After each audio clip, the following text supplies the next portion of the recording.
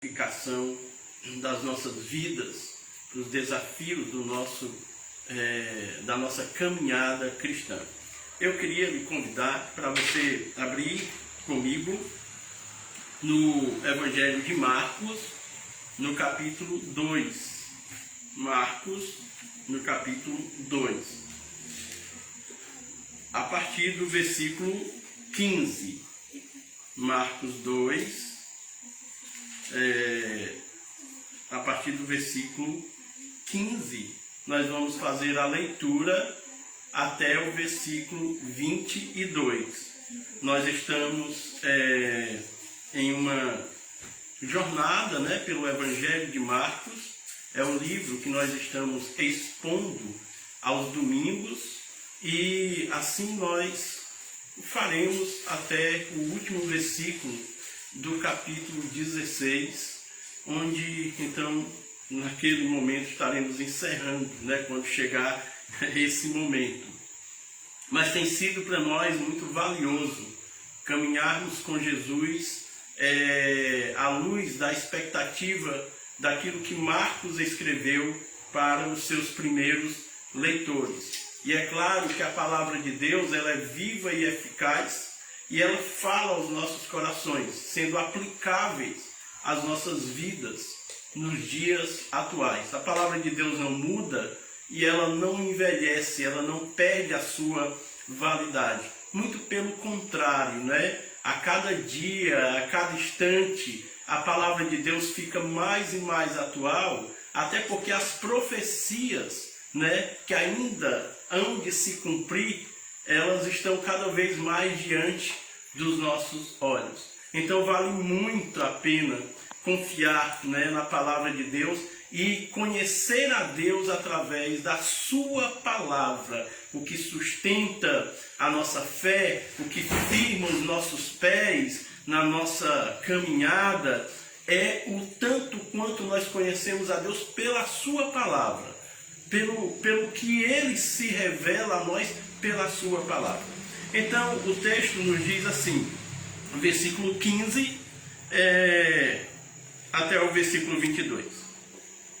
Achando-se Jesus à mesa na casa de Levi, estavam juntamente com ele e com os seus discípulos muitos publicanos e pecadores, porque estes eram em grande número e também o seguiam.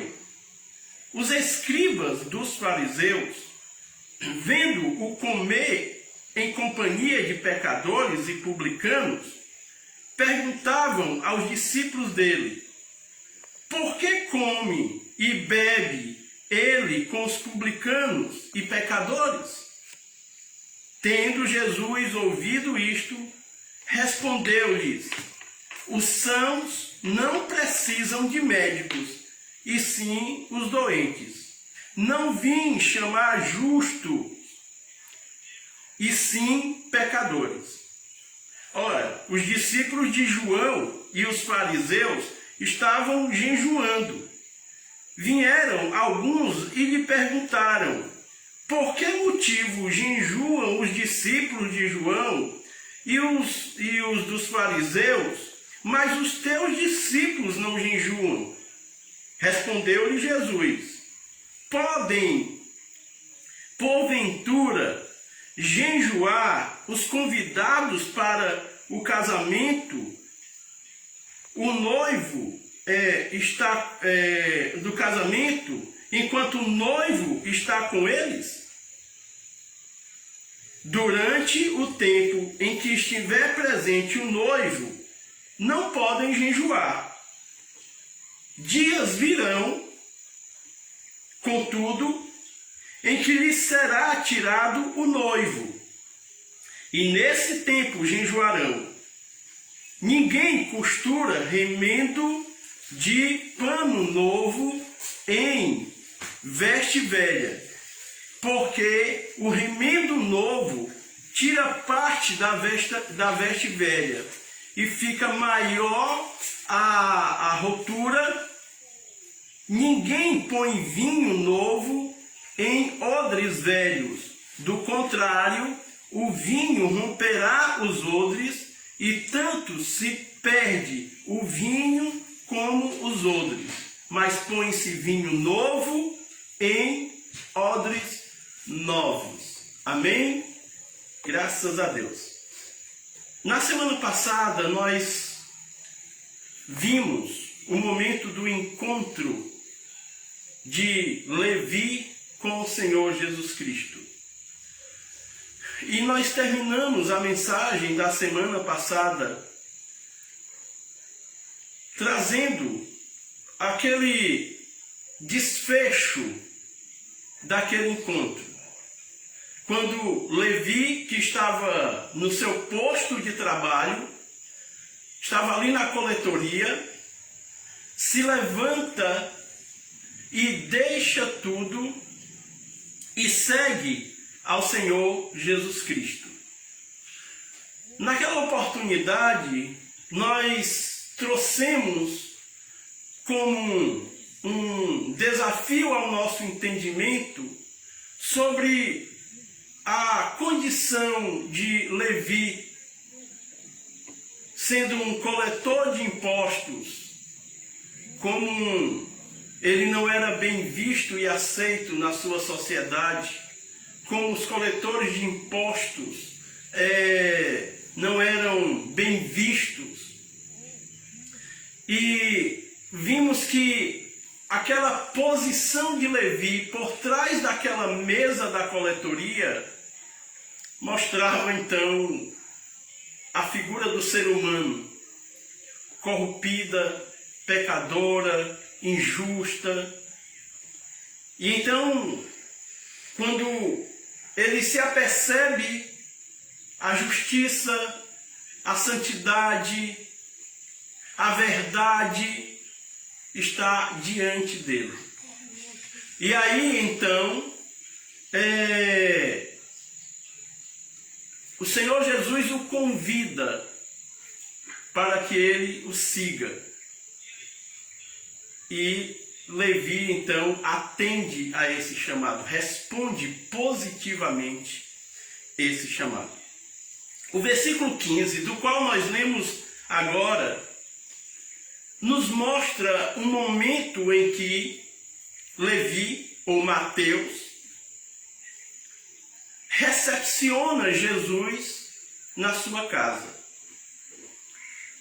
Nós não temos uma informação precisa que nos diga que o ato aconteceu imediatamente do chamado de Jesus e do se colocar então de pé de Levi, se foi ali uma sequência, se dali eles saíram para então jantar, para um banquete. Mas é possível supor que não exatamente naquele momento, que Levi sai a seguir a Jesus e agora ele torna-se um dos seus discípulos, ele está seguindo a Jesus. Aqueles momentos pós aquele encontro e o levantar de Levi e sair da coletoria e seguir a Jesus, deve ter acontecido tantas outras situações maravilhosas na vida de Levi, porque é o que acontece na vida de qualquer pessoa que, ouvindo o chamado e o convite de Jesus, se coloca à disposição. Começa-se uma grande descoberta. Começa a se descobrir um tesouro do qual não era percebido por nós. Cada um de nós que um dia tivemos um encontro com o Senhor Jesus Cristo, sabe que a nossa experiência foi de uma alegria tão grande, de algo que transbordou o nosso coração, e dia após dia nós íamos descobrindo mais coisas, e o quanto isso alegrou o nosso coração e mudou o nosso viver. Levi está nesse momento. Ele sai daquele lugar que o colocava como culpado, como injusto, como mentiroso. E agora ele vai seguindo a verdade. Ele se dispôs a isso. Ele ouviu a voz do mestre. O olhar do mestre o confrontou. E ele então passa a segui-lo. Então, podemos imaginar que no curso de alguns dias, era Levi ouvindo agora de estar próximo de Jesus. Não somente ouvindo dos comentários, como o culto foi bom, como... Não, ele está agora com o mestre. E quantas coisas Jesus deve ter então dito, e quantas novidades tomaram conta do coração de Levi. Então, nós podemos entender que esse jantar, esse banquete promovido por Levi na sua casa, ele é ainda no calor desse momento da vida de Levi. Não uma sequência, mas ainda naqueles dias próximos, quando então os comentários devem ter se espalhado. Você ouviu? Você soube o que aconteceu? O Levi, aquele rapaz lá que vivia na coletoria, ele agora deixou tudo da vida dele, ficou doido, agora anda para cima e para baixo. Mas esse outro aí, esse Galileu aí, o filho de José e Maria, agora o Levi, veja o que o Levi foi capaz de fazer. Deixou o trabalho, deixou a sua segurança, deixou tudo para agora andar com esse rapaz, com esse homem chamado Jesus. Deveria estar um comentário muito grande. Será que é mesmo? Ele não vai permanecer não. Isso aí é só no instante, vai acabar. Quando o Levi começar a sentir falta do luxo, das coisas, da vida que ele tinha, ele não vai continuar seguindo a Jesus não. Não é mais ou menos isso que é dito na vida de todas as pessoas que começam a seguir ao Senhor Jesus Cristo. Ixi, agora é crente. Ixi, agora não vai mais, agora depois que fez tudo de errado, vai ser crente, agora está doido, né?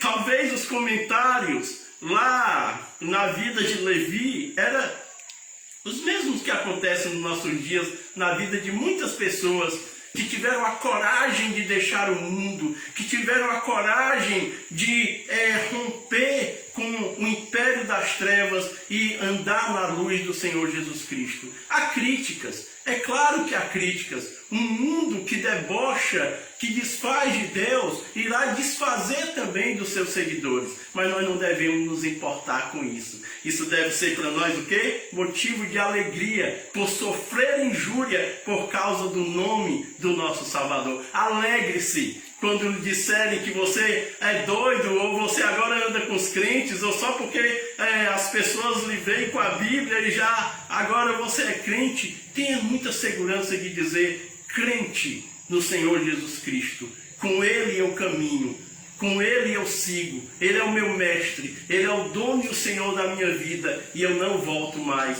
atrás. Então ele dá esse jantar, e aí nós podemos tirar e observar 3 situações interessantes em relação a esse momento do jantar. Primeira coisa, eu quero que você mantenha a sua Bíblia aberta, tá bom? Primeira coisa, quando Levi chama Jesus para o banquete, quando Levi diz: vamos lá para a nossa casa, aqui há um aspecto de identificação. Levi se identifica com Jesus totalmente.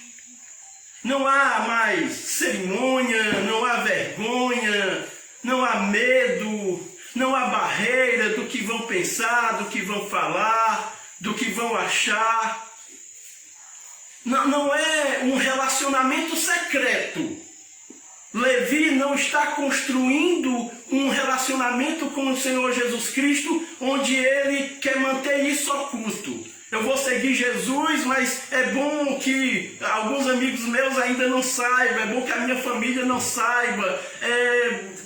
Assim, ainda estou meio envergonhado. O que vão pensar, o que vão dizer, a minha condição social, para mim então agora me colocar nessa condição, há uma identificação. Meu querido irmão, meu querido amigo que me escuta nesse momento, não pode haver um relacionamento sincero entre duas partes, onde uma tem vergonha da outra, onde uma não se identifica completamente com a outra, onde uma esconde esse relacionamento das outras pessoas. Você acha que existe lógica nisso? Você ficaria satisfeito de ter uma amizade, de ter um relacionamento com alguém, e você então pudesse perceber que essa pessoa tenta esconder essa amizade que mantém com você de algumas outras pessoas? De maneira nenhuma. E assim deve ser o nosso relacionamento com Jesus. Você é cristão? Sim. Você é crente? Sim. Você segue a Jesus? Sigo a Jesus.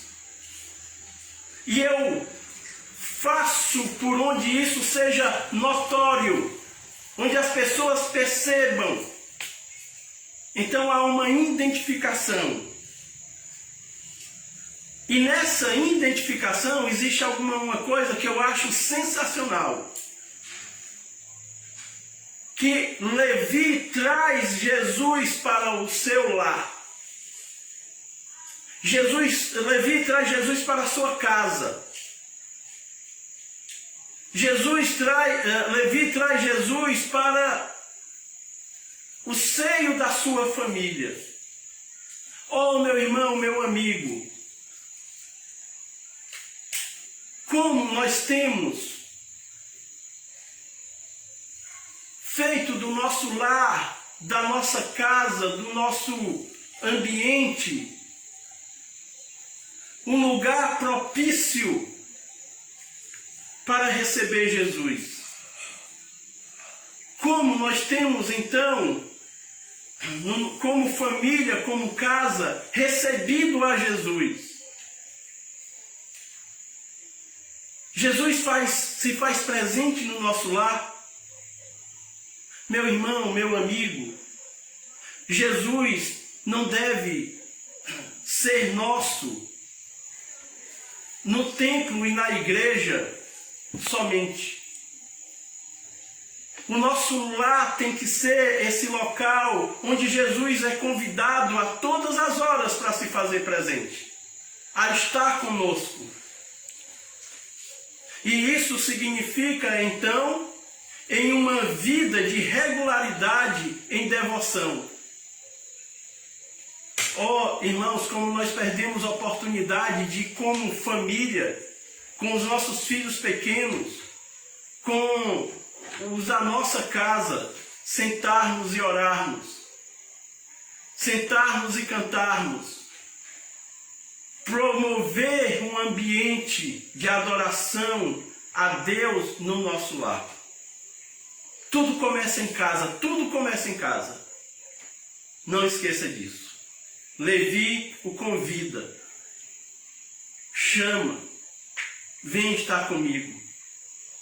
Há um banquete, esteja conosco.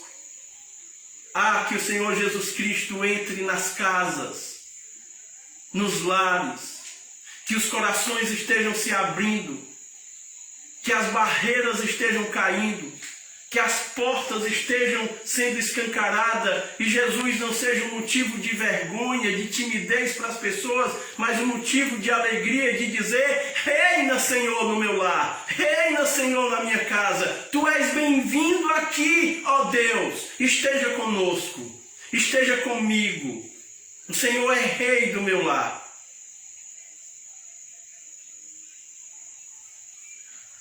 Há uma identificação. Há uma outra condição que é extraordinária. quando Levi promove o banquete e chama Jesus para estar com ele no seu lar, está com ele também outras pessoas. A casa está cheia. E isso é tornar público a sua fé. Agora, Levi, ele toma essa condição de deixar exposto para toda a sociedade. Como eu já disse anteriormente, ele não tem vergonha. Eu quero que você abra a sua Bíblia comigo em Mateus capítulo 10 e versículo 32. Mateus 10 e 32.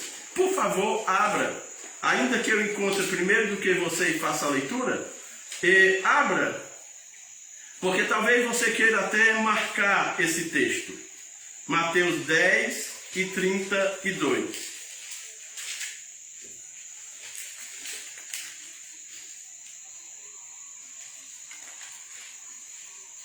Nos diz o quê? Portanto, todo aquele que me confessar diante dos homens, também eu o confessarei diante de meu Pai que está nos céus. O 13. Mas aquele que me negar diante dos homens, também eu o negarei diante do meu Pai que está nos céus. O próprio Levi e Mateus registra, essa declaração do Senhor Jesus Cristo.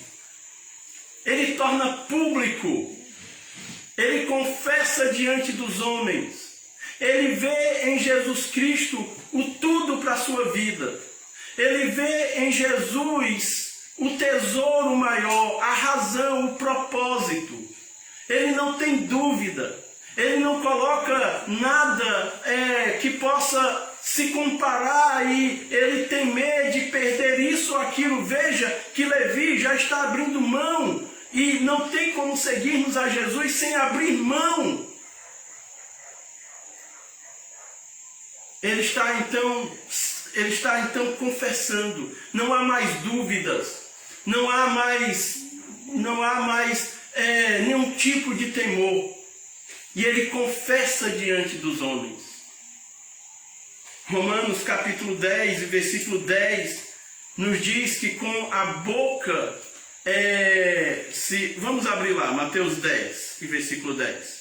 Mateus 10, 10. Com a boca com o coração se crê para a justiça e com a boca se confessa, Então nos diz assim, no versículo 10 do capítulo 10, porque com o coração se crê para a justiça e com a boca se confessa a respeito da salvação.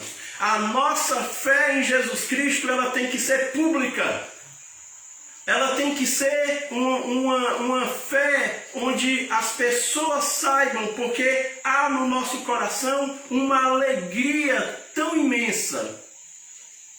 Nada é mais belo, nada é mais precioso, nada tem mais valor do que o meu relacionamento com Jesus. Eu quero que o mundo saiba, eu quero que as pessoas saibam, eu quero que os meus amigos tenham certeza, eu quero que a minha família fique sabendo, eu quero dizer para o meu amigo de infância quem eu sou agora. Eu sou um servo, eu sou um discípulo, eu sou um seguidor. Isso alegra tanto o meu coração, não dá para segurar. É como se fosse o grito do gol daquele torcedor apaixonado pelo seu clube. Muito mais é a satisfação de dizer: eu sou de Jesus, eu sigo a Jesus. Ele torna isso público, ele vai tornar isso conhecido diante das pessoas pelo falar, porque é uma necessidade, mas principalmente nós veremos pelo agir, a sua conduta. Ele torna público. Que bênção, irmãos. Você já fez isso? Você tem... Eu já creio em Jesus. Ok. Que bom. Mas você já deu o passo de confessar? Não, eu acredito, eu creio em Jesus como Salvador da minha vida. Mas você já confessou diante dos homens? Você já tornou público? Você já deixou isso claro? Você já rompeu todos os laços? Confesse, se você ainda não fez. Confesse publicamente. Eu tenho Jesus, eu aceitei Jesus, eu fui aceito por Jesus. Terceiro aspecto desse jantar, desse banquete dado. Levi, ele oportuniza as pessoas do seu convívio a ouvirem e a conhecerem a Jesus. Todos esses três aspectos, querido irmão, querido amigo que me acompanha, tem a ver com uma fé que não é secreta, uma fé que não é escondida, uma fé que não é guardada, mas uma fé que é visível diante de todos. Não somente ele convida Jesus a estar no seu lar, não somente ele está então confessando publicamente, mas ele está agora fazendo imediatamente o trabalho do ID. Ele já se tornou um propagador das boas novas. Ele já é um evangelista. Ele não está esperando entender tudo. Ele não está esperando ser batizado. Ele já está anunciando Jesus. Ele já está apresentando Jesus para as pessoas semelhantes a eles, aos seus amigos, às pessoas do convívio dele. Ele chama todas essas pessoas e dizem: vão lá para minha casa. Ei, vai lá em casa hoje à noite. Ei, eu tenho um negócio hoje lá em casa. Dá para tu dar um pulinho? E quando as pessoas chegam, não é para viver as mesmas coisas que viviam antes. Não tem churrasco e bebida. Tem a palavra de Deus, tem a presença de Deus, tem algo que é muito melhor. Ele oportuniza como aqueles 4 amigos, aqueles homens que carregaram aquele aleijado, tetraplégico, e subiram o telhado e colocaram ele diante de Jesus. Ele oportuniza da mesma... São pessoas que então oportunizam as outras de ouvir a Jesus Cristo, de conhecer a Jesus Cristo. O que eu e você temos feito com a nossa missão de oportunizar os outros a conhecer a Jesus? O que nós temos promovido? Como nós temos criado um ambiente onde os nossos familiares, os nossos amigos possam conhecer o meu Salvador? Eu quero que vocês conheçam. Eu quero que vocês escutem o que eu escutei. Eu quero que vocês vejam o que eu vi. Eu quero que vocês sintam o que eu tenho sentido. Eu quero que vocês percebam o que eu passei tanto tempo para perceber. Eu tenho algo maravilhoso para a sua vida. Nesse jantar, Levi se identifica. Nesse jantar, Levi confessa. E nesse jantar, Levi oportuniza. E esse é o outro lado da mesa. Outra hora, o cobrador de imposto, sentado à mesa. Mas agora ele está sentado à mesa. Mas não mais como alguém corrupto, mas como alguém que agora pode mostrar aos outros o caminho da justiça. Aquele que agora não é mais treva, mas é luz e anda na luz e aponta o caminho. Esse é o outro lado da mesa. Do pecador terrível que era Levi, para o homem agora quebrantado, apresentando aos seus amigos a salvação no Senhor Jesus Cristo. Queridos, as pessoas estão perecendo. E a sua maior desgraça e desespero é morrer sem Cristo. Deixe eu lhe lembrar aqui de uma coisa. A questão da morte, ela não é a pior coisa. Entenda que mais cedo ou mais tarde morreremos. Morrem pessoas todos os dias. Lamentavelmente, nesse último ano, nós temos um adicional nessa questão. Lamentavelmente. Mas morre pessoa todos os dias. O problema não é que essas pessoas morram. O problema é para onde estão indo essas pessoas após a morte.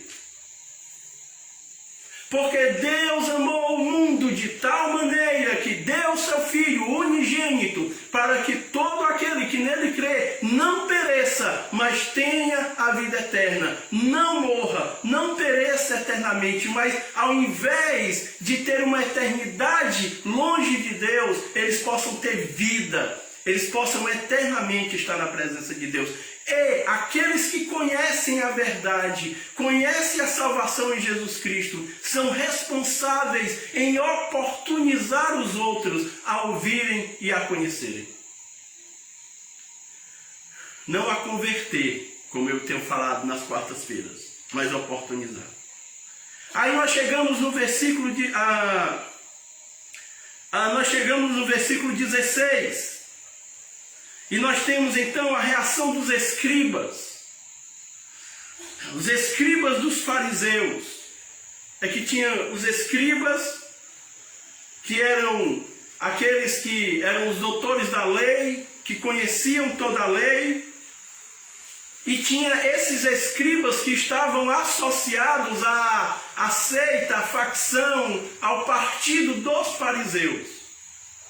E os fariseus eram aqueles que observavam a lei, achando que por se observar a lei, eles então não teriam o castigo de Deus, como no passado o povo de Israel teve, exatamente por desobedecer a Deus. Só que eles eram observadores da lei que acrescentavam mais itens na lei e eles mesmos não eram capazes de viver aquilo que eles diziam.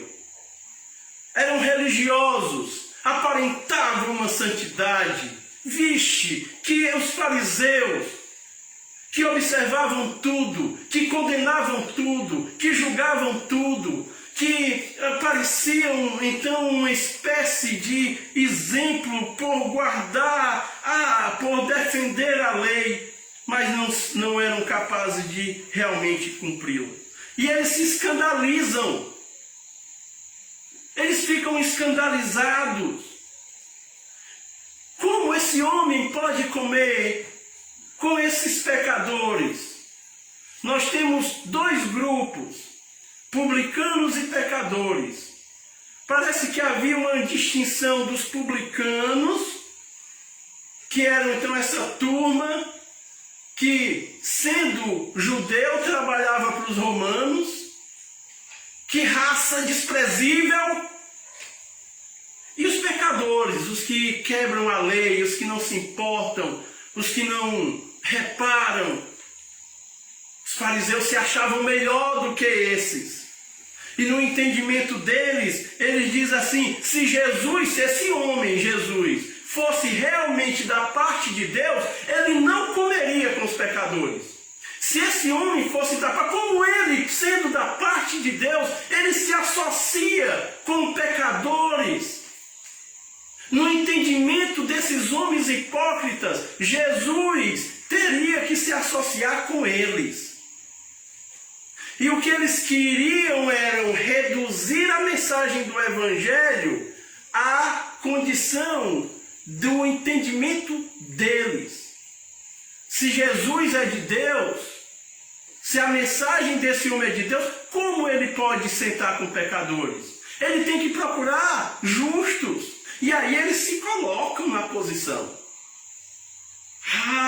Somos nós. Vejam o disparate da coisa. Nós aqui, que observamos a lei, e esse homem que se diz vir da parte de Deus, está então comendo com pecadores. Religiosidade, autojustiça, entendimento errado das boas novas. Ele se achava mais justo do que os outros. Por gentileza, abra comigo em Lucas capítulo 18. Abra comigo em Lucas capítulo 18, a partir do versículo 9. Olha aqui, que ilustração maravilhosa que Jesus já deu. É uma parábola. Jesus falou, e eu estou me aproveitando do que é verdade na palavra de Deus para lhe trazer o entendimento. É a parábola do publicano, 18 e 9. Só pegar aqui. É a parábola do fariseu e do publicano. Propôs também esta parábola a alguns que confiavam em si mesmos, por se considerarem justos e desaprovavam os outros. Pessoas que se achavam, pessoas que dizem assim, esse negócio aí dos crentes, a palavra ir para a igreja é muito bom para fulano. Ei, pastor, dá para você ir lá na minha casa falar com fulano para ele ir para a igreja? Tem uma pessoa lá que precisa ouvir da palavra de Deus, você pode ir lá. A pessoa se... é o outro que precisa, não sou eu. Algumas pessoas que se acham melhor, né? Aquela velha história do que eu nunca fiz isso, nunca fiz aquilo, nunca fiz assim e nunca fiz assado. Algumas pessoas dizem assim, eu já sou quase crente. As pessoas têm uma bondade, se acham melhor do que as outras. Há pessoas que acham que merecem o céu. Eu estou me esforçando aqui para ver se eu mereço, se eu ganho a minha salvação. Então é por obras, não é pela graça. Aí veja, Jesus está condenando as pessoas da sua época e todas as pessoas de todas as épocas que se veem justas. E o que é que ele diz? 2 homens subiram ao templo com o propósito de orar. Um fariseu e o outro publicano.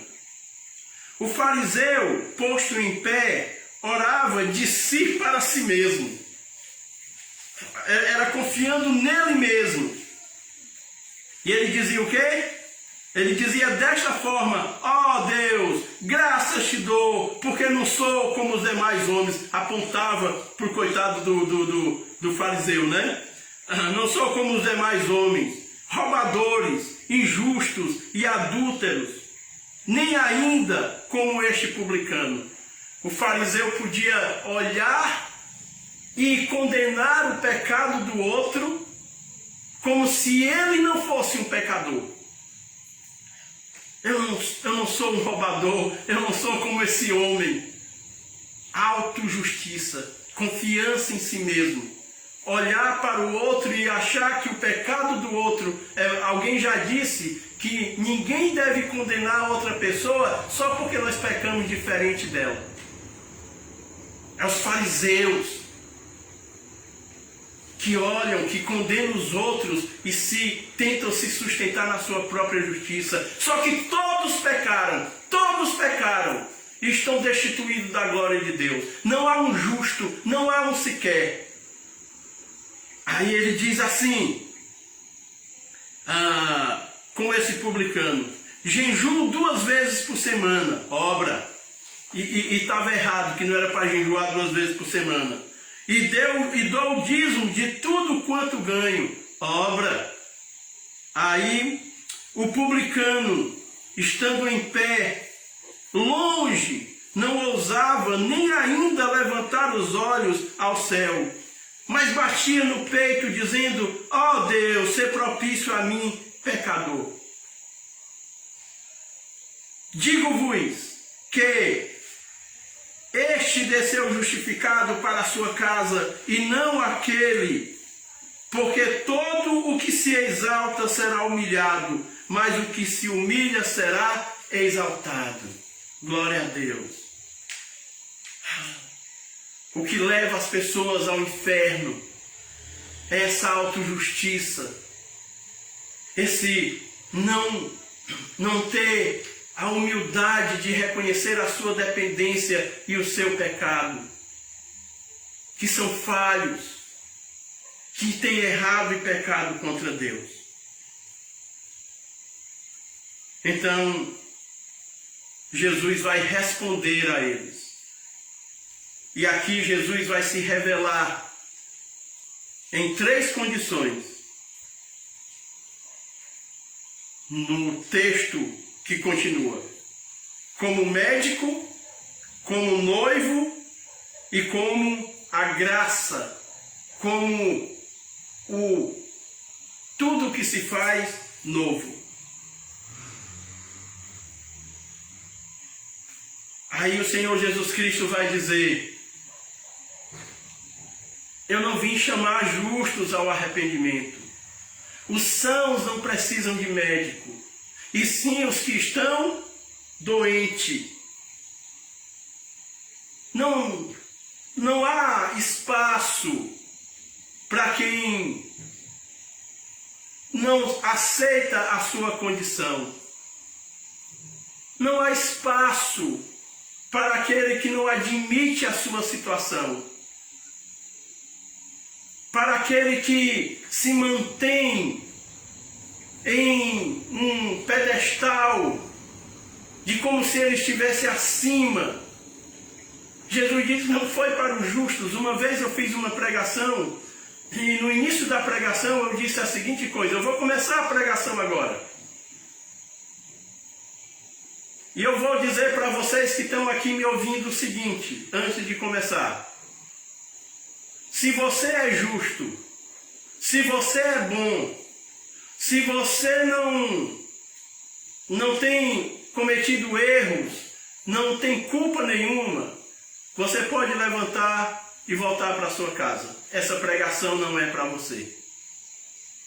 Porque a exemplo do que Jesus veio fazer na sua missão, aqui está a pregação que todo pastor, todo pregador da palavra tem que ter consciência que é a pregação que tem que ser feita. A pregação que vai e confronta o homem na sua condição, que o faz perceber o seu problema, a sua doença, para que então ele possa ser medicado.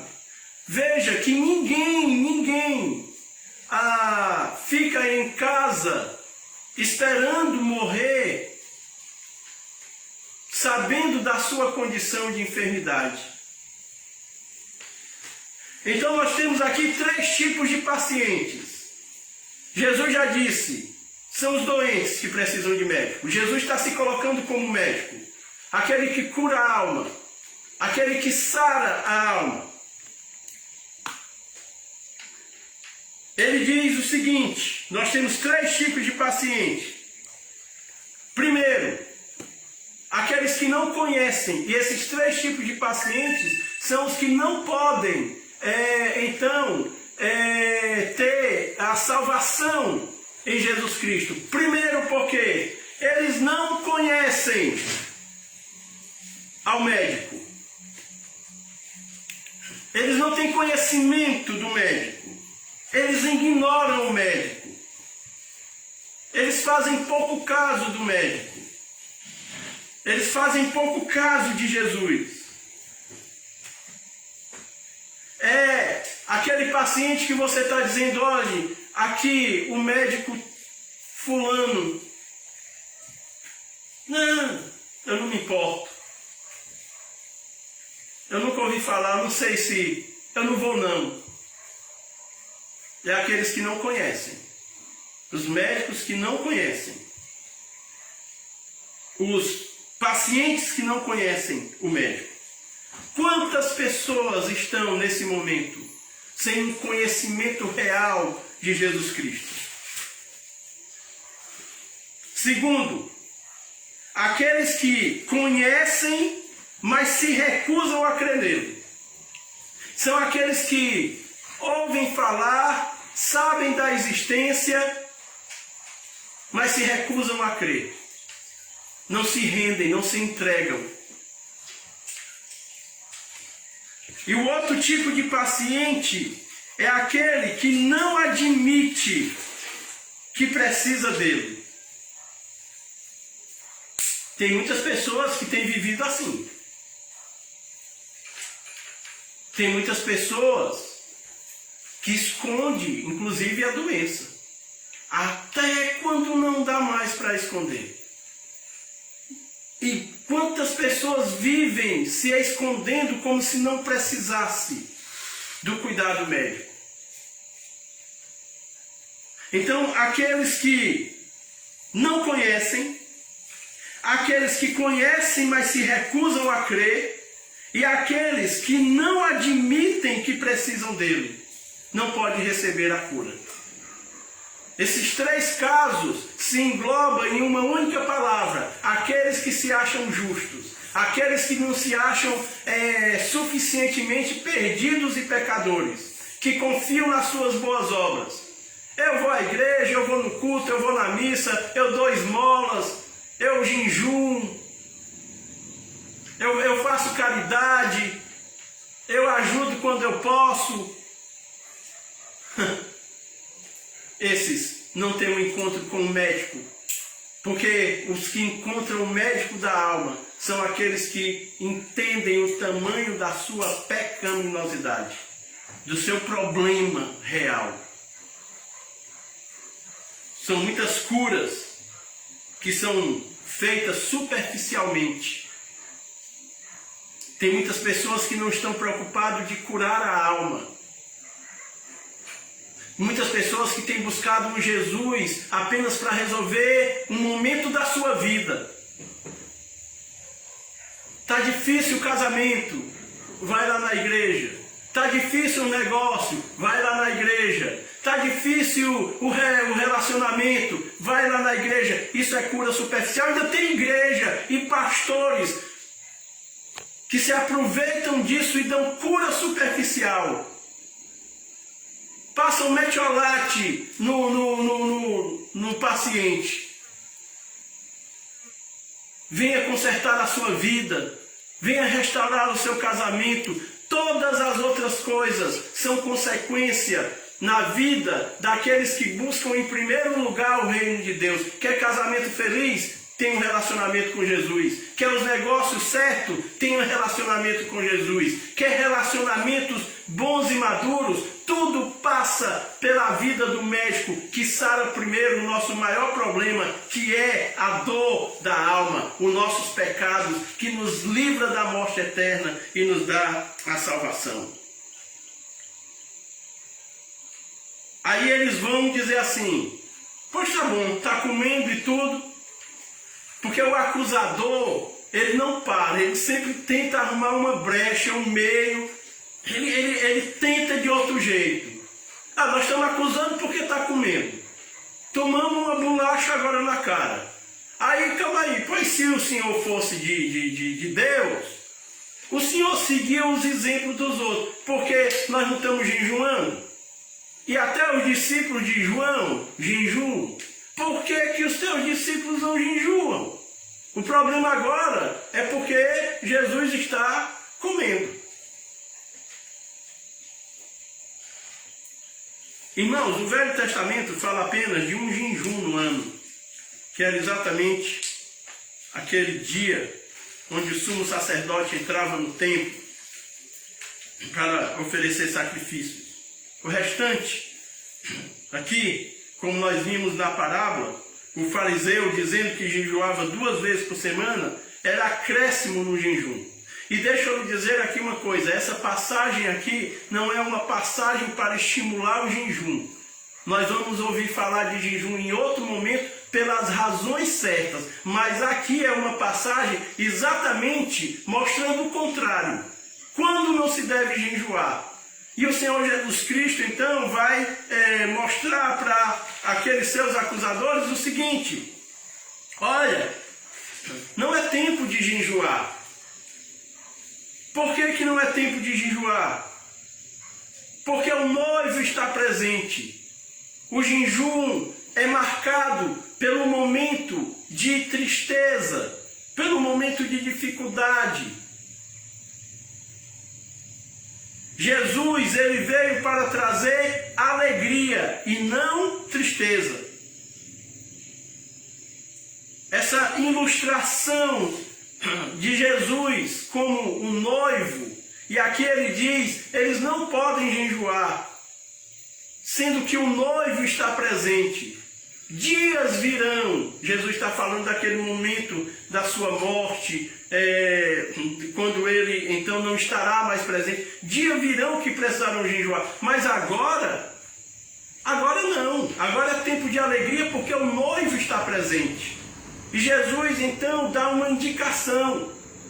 E os fariseus e escribas sabiam de que essa palavra de Jesus tinha a ver com o que os profetas tinham falado entre o relacionamento de Israel e Deus.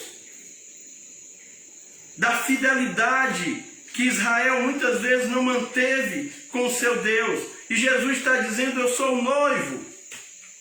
Tem várias passagens aqui, mas não vamos ver nesse momento. E aí nós sabemos que Jesus se apresenta como o noivo, a igreja é a noiva, e essa é a condição que Jesus então diz, não podem jejuar agora, porque o noivo está presente, o tempo é de alegria. E os fariseus tinham uma motivação errada do jejum. E eles querem condenar, mas é tempo de alegria. Jesus, o Verbo, o Filho de Deus, o Verbo que se fez carne, está então presente. E aí nós chegamos no versículo 21 e 22, que nos fala das vestimentas e dos odres, novo e velho. Até aqui, Jesus ensinou duas coisas sobre o seu ministério. Ele veio salvar pecadores e não elogiar religiosos. Os religiosos queriam que Jesus olhasse para eles e... lindo, bravo, que maravilha, vocês são fofos, vocês... Jesus não veio para isso, para abraçar, para elogiar religioso. Jesus veio para salvar o pecador. Religiosidade, religião é canoa furada. Aprendemos isso. Até aqui Jesus nos ensinou que ele veio trazer alegria e não tristeza.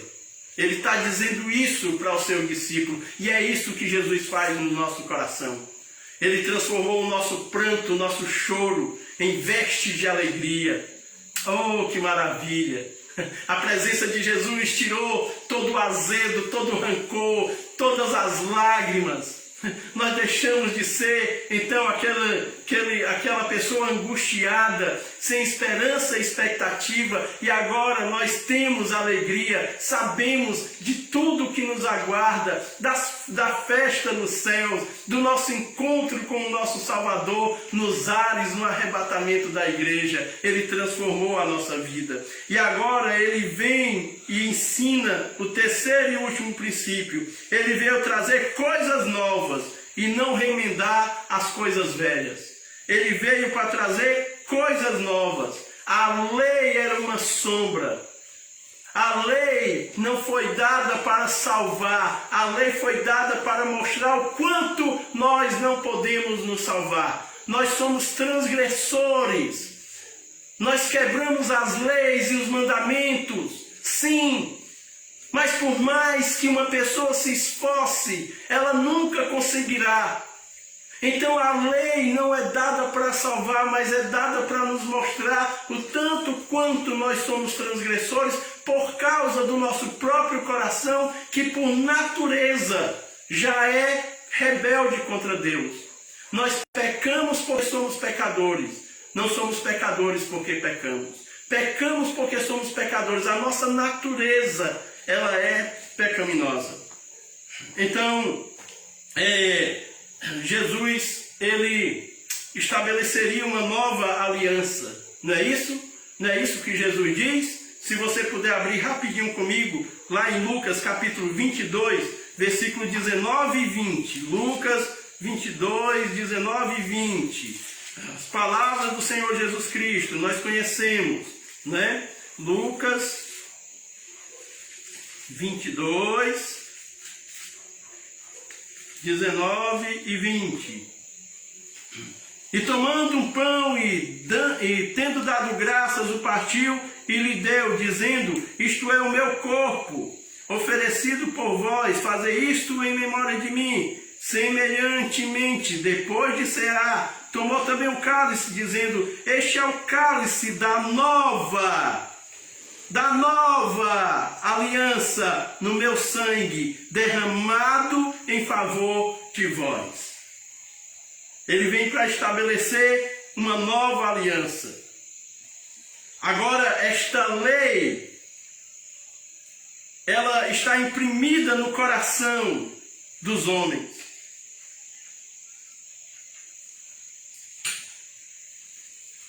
Abra comigo em 2 Coríntios, capítulo 3. 2 Coríntios 3.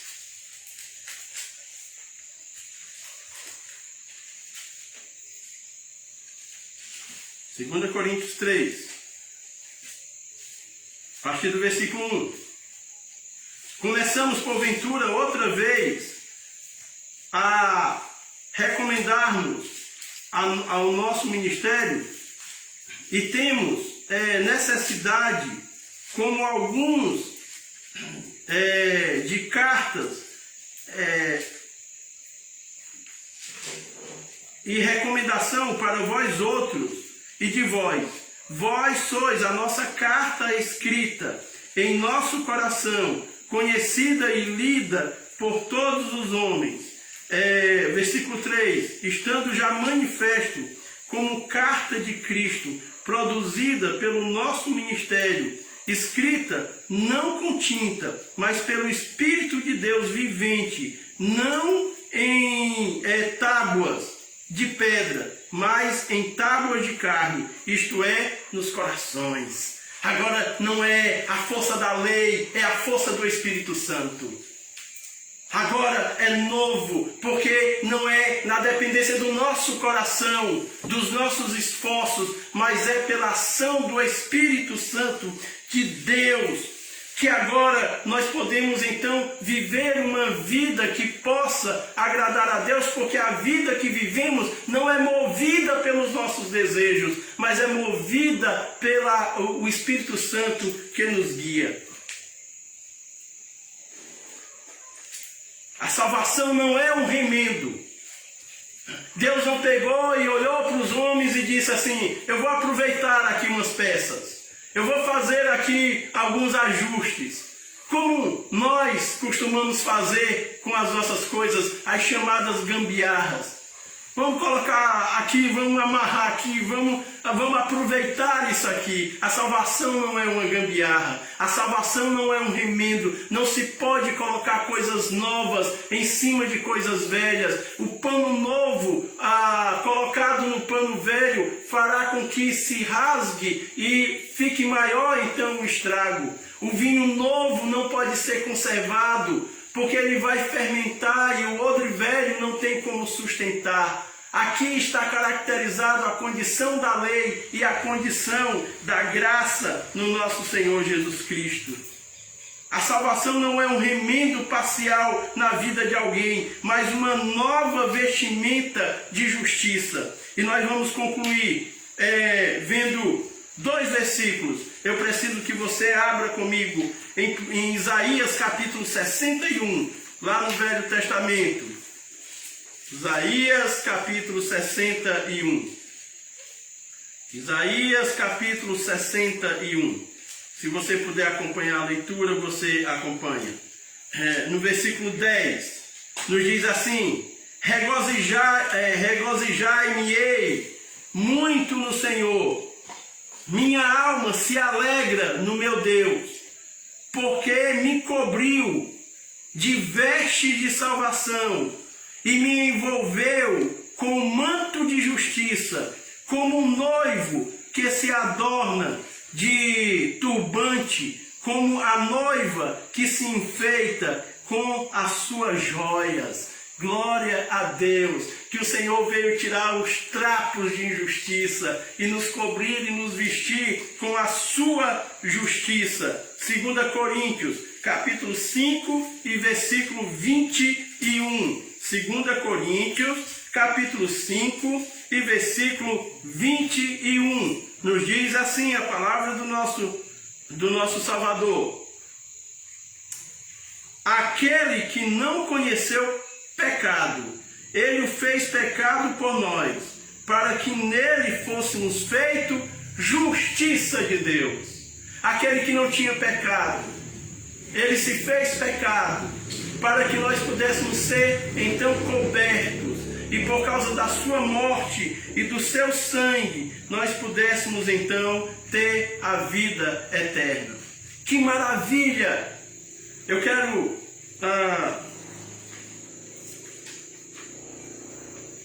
lhe dizer, meu querido, de que as boas novas que ocorreram na vida de Levi são as boas novas